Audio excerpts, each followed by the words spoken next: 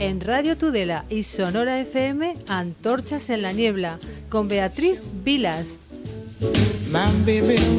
Una semana más tenemos la suerte y el placer de poder hablar con Beatriz Vilas en esta sección en la que conversamos sobre cuestiones que nos ayuden a llevar mejor el día a día. Y la pasada semana, Beatriz, muy bienvenida, hablábamos de que íbamos a comenzar a conocer las diferentes escuelas de filosofía en Atenas. Pues sí, vamos a meternos con esto porque creo que puede ayudar a mucha gente a entender ciertas cosas, como hablábamos la semana pasada, de nuestra cultura actual. Entonces, me gustaría empezar explicando qué fue la Academia de Atenas, Paul, porque la Academia de Atenas se funda en el año 387 antes de Cristo. Fíjate que yo siempre digo que todo lo que parece que antes de Cristo muchas veces nos perdemos, ¿no? Bueno, pues fíjate, se crea en el año 387. Daré un dato que hay mucha gente que igual desconoce y nosotros siempre lo explicamos en nuestros cursos de coaching. Hay mucha biografía sobre Sócrates. Bueno, pues hay que saber que Sócrates como tal, que fue el pionero de la filosofía, él no dejó nada escrito, sino que todos los escritos que tenemos de Sócrates realmente los escribió Platón, que Platón fue su discípulo. Entonces, quien crea realmente la Academia de Atenas fue Platón en el 387 a.C. Bien, ¿por qué es tan importante? Porque de aquí van a salir todos los grandes filósofos que conocemos, dándole prioridad a uno que es el que todo el mundo ha conocido porque trabajó mucho las bases de lo que hoy en día son las matemáticas, que es el gran Pitágoras. Pitágoras, en el año 475 antes de Cristo, estudia en la escuela de Atenas. Entonces, ¿qué es lo que descubrió Pitágoras? Pitágoras nos descubre las matemáticas como las conocemos hoy en día. Fíjate qué importante, porque nosotros mismos, desde la Cábala, por ejemplo, trabajamos sobre las bases de las tablas pitagóricas.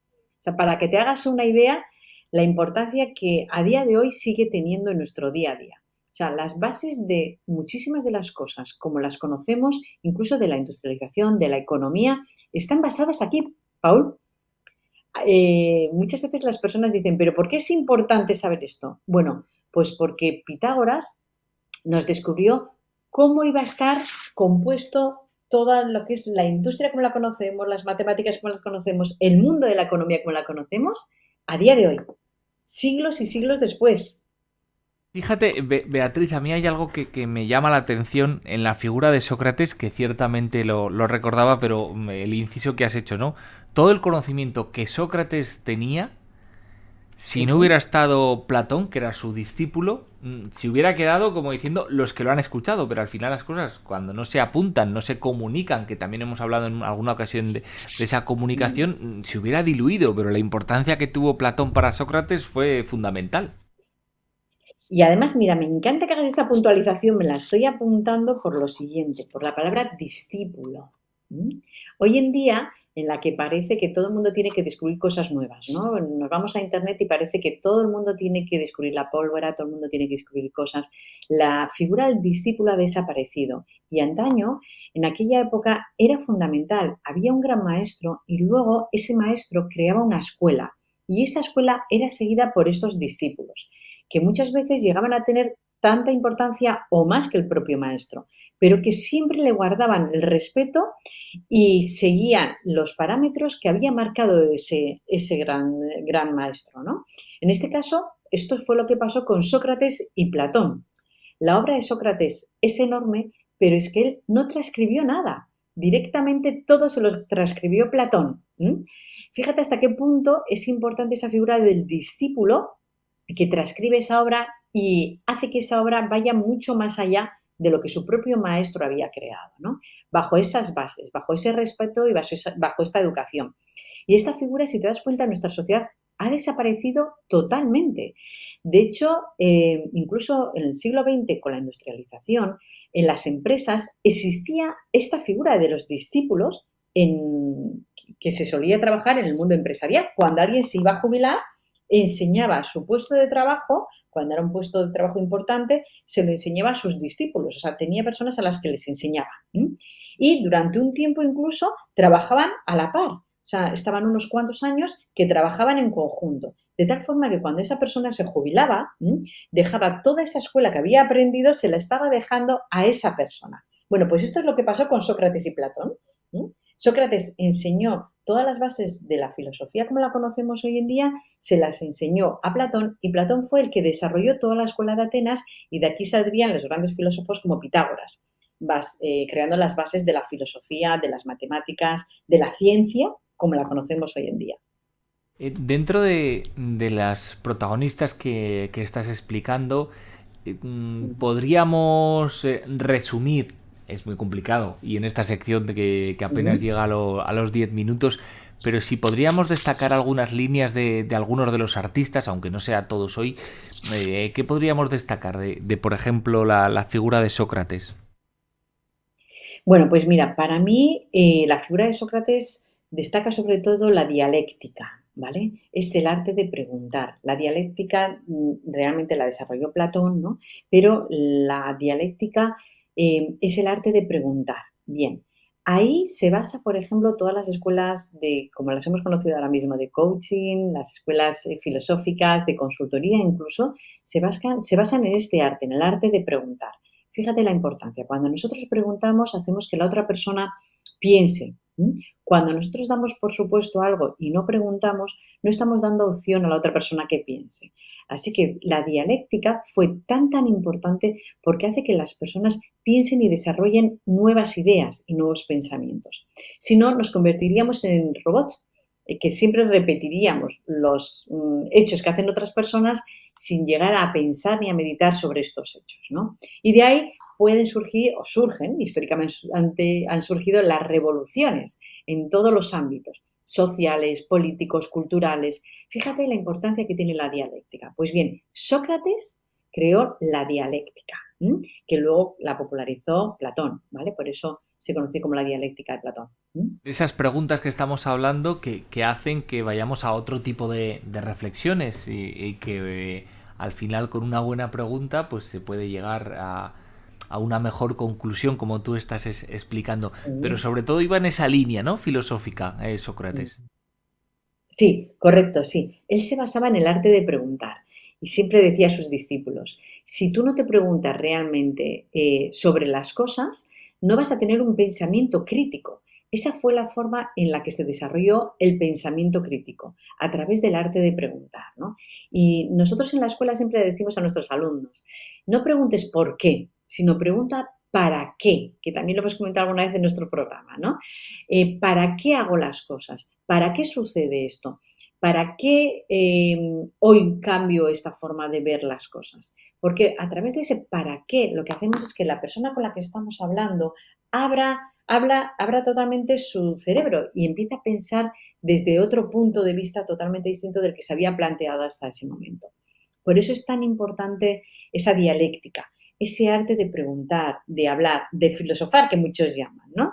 Y hoy por hoy sigo insistiendo de que es la base de toda nuestra cultura, ¿no? Si no nos preguntamos, nos quedamos enquilosados en lo que nos dicen los demás y entonces nuestro cerebro cada vez se hace mucho más pequeñito, Paul. O sea que por eso es tan importante preguntarse el para qué nos suceden las cosas, ¿no? Incluso yo insisto mucho esto cuando me hacen las entrevistas preguntándome sobre el coaching. Eviten la pregunta ¿por qué? Y cámbienla sobre para qué hacemos las cosas y qué resultados vamos a obtener con esos para qué.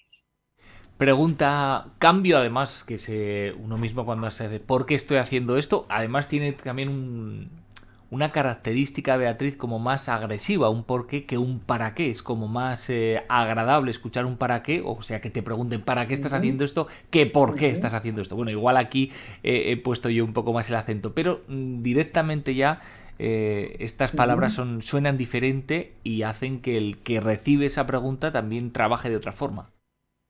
Totalmente acertado lo que me estás comentando, Paul, porque mira, fíjate, cuando yo pregunto por qué, la persona que me está escuchando se cierra mentalmente y la contestación que me va a dar va a ser un porque sí o porque no, o porque me da la gana, muchas veces, ¿no? Que es lo que nos pasa por la cabeza, aunque en ese momento no le digamos. En cambio, cuando yo pregunto un ¿para qué has hecho esto?, la respuesta que me va a dar va a ser totalmente distinta. Me va a dar una respuesta abierta, que llamamos nosotros, no una respuesta cerrada como es el sí o el no. Una respuesta abierta hace que yo pueda seguir conversando con esa persona. Y voy a centrarlo además en cosas muy sencillas, incluso en lo que en el día a día que tenemos nosotros, ¿no? ¿Para qué has dejado algo encima de la mesa? La otra persona me dará la explicación de para qué lo ha hecho. En cambio, si le pregunto el por qué, me dirá por qué sí o por qué no. Y esa conversación se acabará. No pensará ni esa otra persona ni yo podré pensar mucho más. No podremos entrar en el debate. Y hay que tener en cuenta que el debate, Paul, nos hace abrir la mente, poder pensar y tener nuevas ideas, cambiar nuestro discurso, que esto es fundamental, ¿no? Si no estamos siempre repitiendo ese discurso. Y estas bases las sentaron los grandes filósofos. Fíjate, hablamos del año 400 antes de Cristo, ayer mismo. Casi nada. Pues a partir de ahí ya se fueron dando más formulaciones. De Sócrates hemos hablado esta cuestión.